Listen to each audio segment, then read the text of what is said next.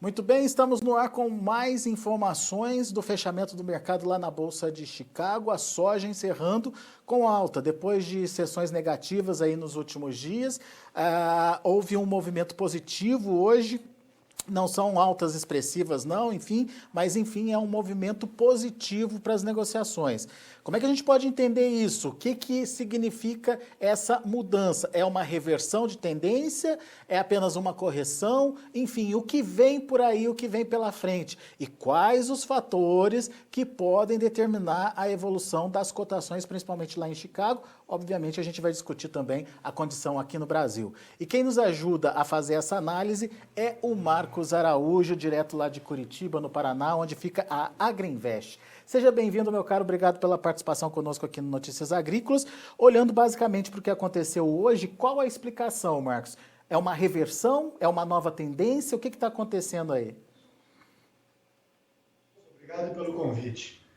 Alexandre, nós acreditamos aí que é um dia do pulo do gato morto, porque Chicago nós não acreditamos, não estamos muito otimistas para uma recuperação de Chicago expressiva, em função dos grandes estoques de passagem que nós teremos nos Estados Unidos. Nós tivemos dia 30 de junho a divulgação dos relatórios trimestrais referentes a 1º de junho, e além disso também, com essa fraca exportação de soja norte-americana, esses estoques que estão estimados na ordem de 16,9 milhões de toneladas, nós trabalhamos com um número de pelo menos 4 milhões acima do que o USDA tem trabalhado.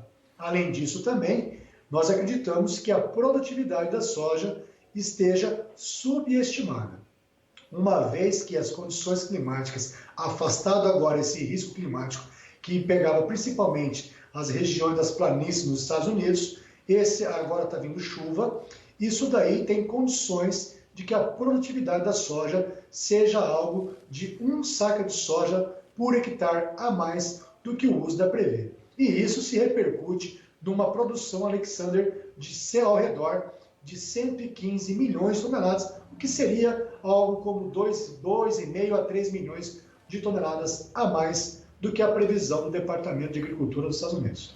O que você está dizendo, está mostrando para a gente, é que a gente tem uma situação de uma oferta satisfatória nos Estados Unidos, seja em função de um estoque que está subestimado ou de uma produção que está indo muito bem, certo, Marcos? Isso dá para dizer o quê? Que não tem perspectiva para mudança de preços? De certa forma não, Alexander, porque toda e qualquer alta de preço que houver agora em Chicago vai servir de incentivo para a venda futura do produtor norte-americano.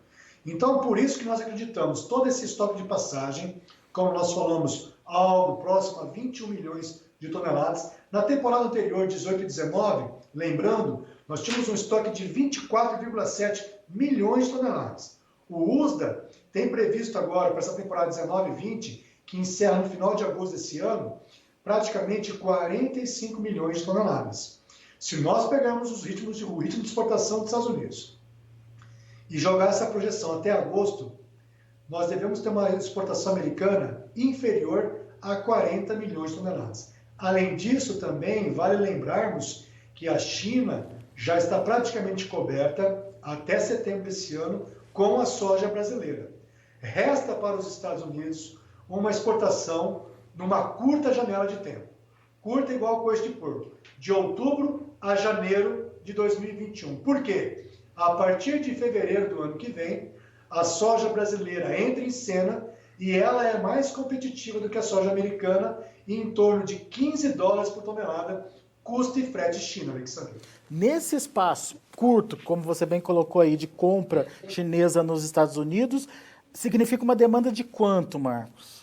Nós estimamos, Alexandre, que nesse período de setembro, de outubro a janeiro, a China deva comprar nos Estados Unidos algo entre 20 a 25 milhões de toneladas de soja. E é um volume que não é representativo a ponto de mudar o rumo das cotações.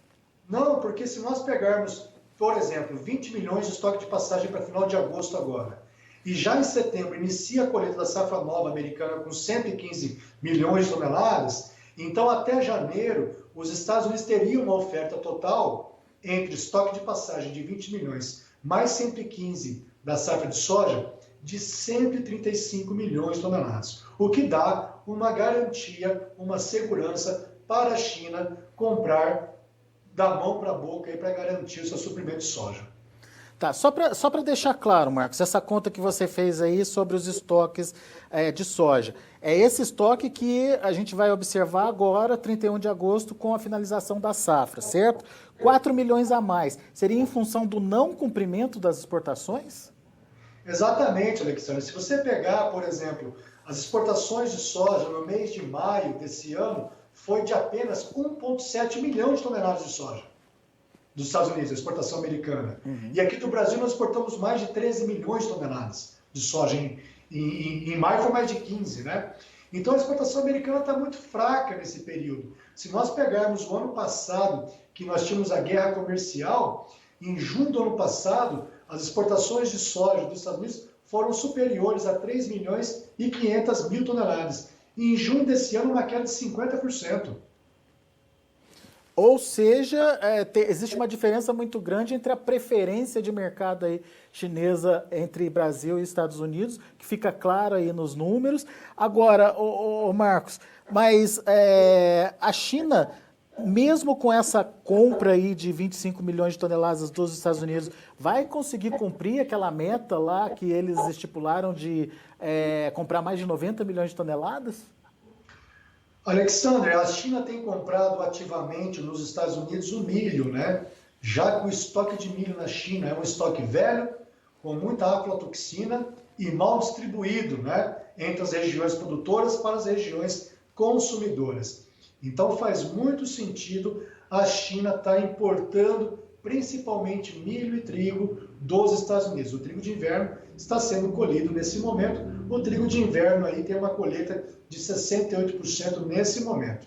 Se nós pegarmos, por exemplo, um programa da China, a China, no futuro próximo, ela será um grande importador de milho a nível global.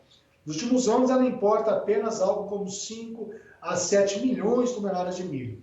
Fazendo um paralelo com a soja, a China importa ao redor de 94 milhões de toneladas de soja. Muito pouco no milho, então. A China tem um programa, Alexandre, de produção de etanol a partir do milho também. Um programa para produzir 20 bilhões de litros de etanol do milho por ano. Isso daí será uma demanda adicional, quando esse programa estiver completo, uma demanda adicional de 46 milhões de toneladas de milho a mais por ano. É praticamente metade da produção brasileira de milho. Bom, então fazendo esse paralelo aí entre milho e soja, se a China está demandando mais milho dos Estados Unidos, por que o preço do milho também não acompanha essa evolução? Ou, se vier acompanhar, ele pode puxar a soja?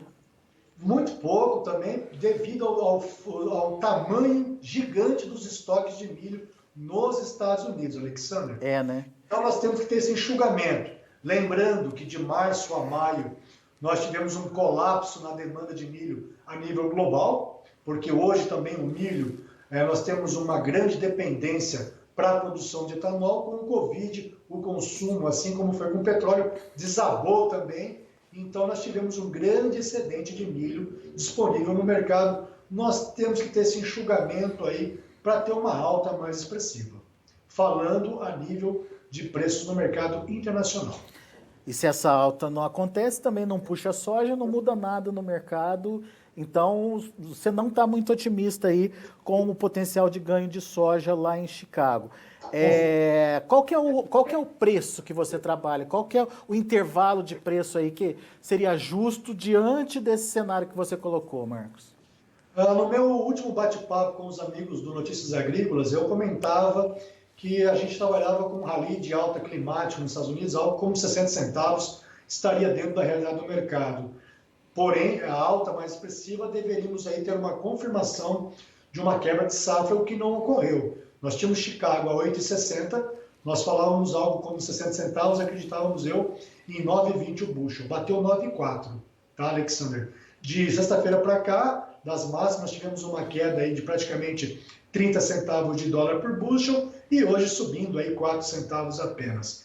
Alexander, diante dos números e do tamanho de estoque nos Estados Unidos, uma vez que Chicago reflete a realidade local norte-americana, e hoje, afastado desse risco climático nos Estados Unidos, eu não estou muito otimista para uma alta expressiva da soja na Bolsa de Chicago. Para isso se confirmar, nós temos que ter aí novos ingredientes nessa sopinha do mercado para que mude o mercado e tenha uma sustentação mais firme de alta em Chicago. No entanto, quando nós falamos aqui para o Brasil, para a soja, os prêmios da soja para o ano que vem, a soja brasileira, a partir de fevereiro até maio do ano que vem, a indústria chinesa que compra a soja brasileira, por exemplo, março, a 123 centavos acima de Chicago, ela esmagando a soja na China, está tendo um lucro em torno de $35 por tonelada.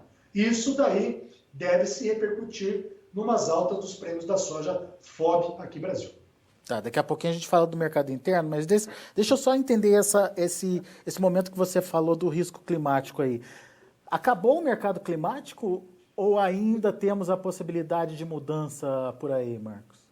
Alexandre, eu estava dando uma olhada nos mapas climáticos aqui, como a gente fala para quem nos escuta, historicamente, os maiores preços em Chicago normalmente ocorrem na segunda quinzena de junho até a primeira semana de julho. Esse ano novamente obedeceu esse histórico, tá? E agora, pelo que eu vejo nos mapas climáticos aí, não temos grandes ameaças para o meio oeste americano. Alguma região no delta pode sofrer alguma coisa, mas os estados maiores produtores se encontram no meio oeste americano, na parte oeste do Corn Belt. Muito bem. Então, agora sim, vamos lá para o Brasil. Você falou aí que, ao contrário dos Estados Unidos, o preço no Brasil tem as possibilidades interessantes aí, principalmente em função de prêmios, e tem o fator dólar que precisa ser contado também, né, Marcos? Exatamente. O dólar aí promete grandes volatilidades ainda, toda essa impressão de dólar dos Estados Unidos. Há uma tendência de médio para longo prazo, com toda essa impressão de dólar, o dólar perder valor frente ao real, o que poderia ser favorável para uma alta em Chicago, tá? Então, isso também é verdade. São cenários que nós estamos construindo aí, tá? Então, nós temos que estar acompanhando o mercado. Não adianta eu falar uma coisa aqui agora, escrever na pedra, porque as coisas mudam. E falando de dólar, nós temos influência técnica e política. Temos uma nova onda do Covid ameaçando os principais estados mais populosos nos Estados Unidos. Isso tudo pode repercutir. Há uma tendência, como eu falei, de uma pressão negativa sobre o câmbio, Alexandre. Muito bem. No final das contas, a gente tem aí uma condição positiva para o produtor brasileiro, Marcos. Mesmo que ele não esteja participando agora, mesmo que ele já tenha vendido toda a safra, olhando mais adiante, as oportunidades são melhores para o produtor brasileiro? Alexandre, a comercialização da soja 2021 aqui do Brasil, ela está entre 38% a 40%, o que já é um volume recorde comparado com o histórico, tá?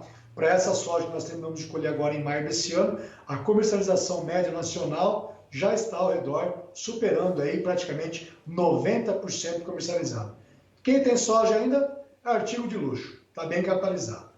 Eu chamo a atenção, eu escrevi essa semana, ontem, para os nossos clientes, uma estratégia que nós recomendamos que se chama custo e carrego da soja.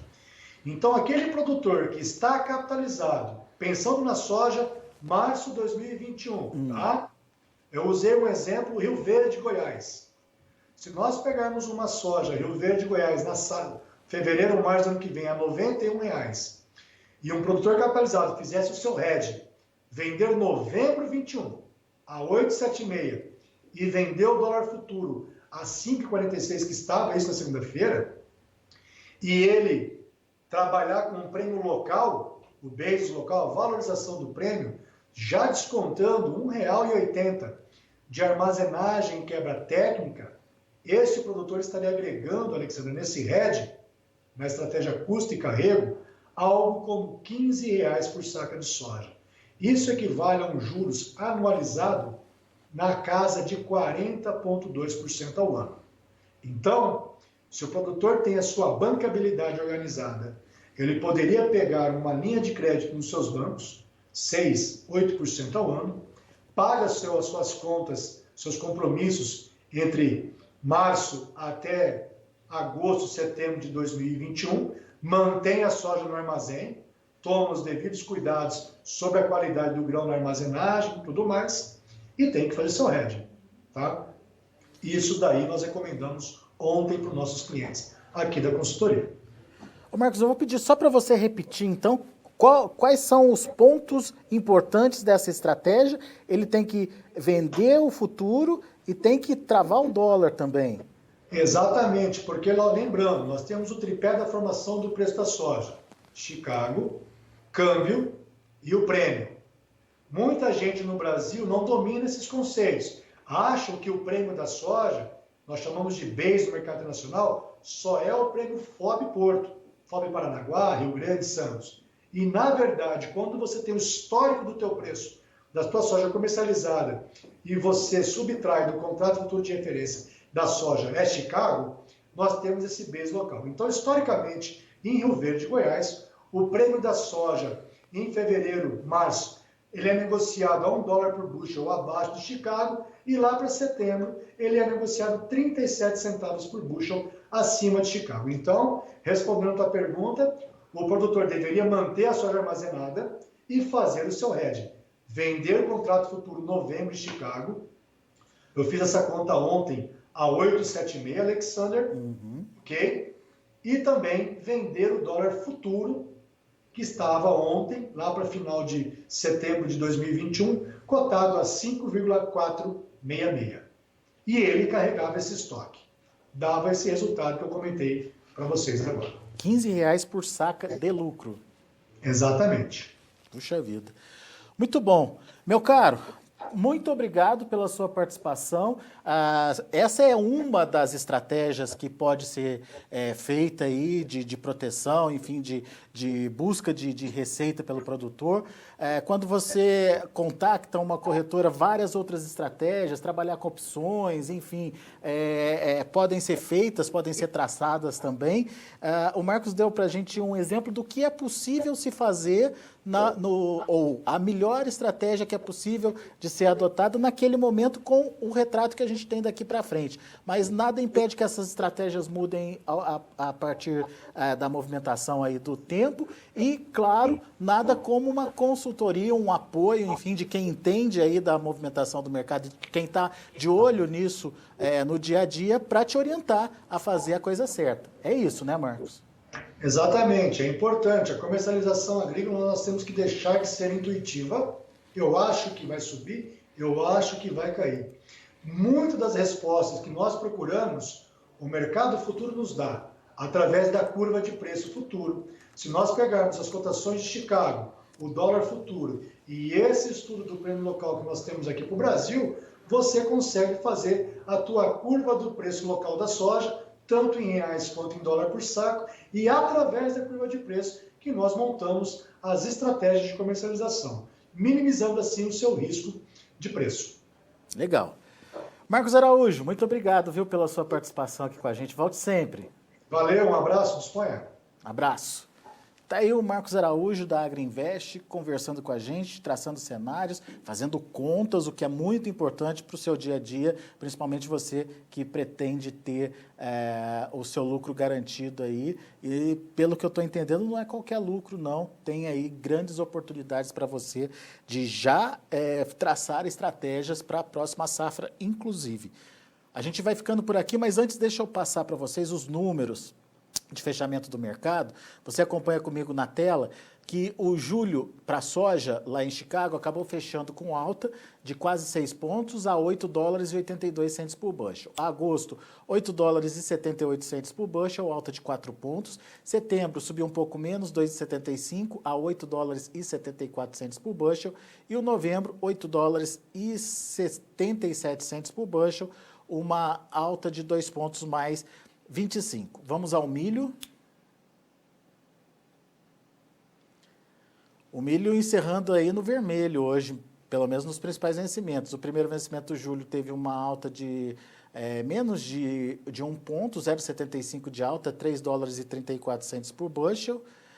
Setembro, 3 dólares e 26 centes por bushel, 2,75 de queda. Dezembro, 3,33, queda de 2,75 também. E o março, 3 dólares e 44 centes por bushel, uma queda aí de 3 pontos na sessão de hoje. E para finalizar, o trigo. Para julho, 5 dólares e 24 centes por bushel. Julho já sem o seu peso aí do mercado, né? Setembro, 5 dólares e 26 centes por bushel, 2 pontos de alta. Dezembro, 5,32, 1,5 de alta. Março, de 21, 5 dólares e 39 centes por bushel, também com alta de 1,5 ponto. São os números de hoje de fechamento do mercado. A gente fica por aqui. Agradeço a sua audiência, a sua participação. E daqui a pouco tem mais informações para você aqui no Notícias Agrícolas. Continue com a gente.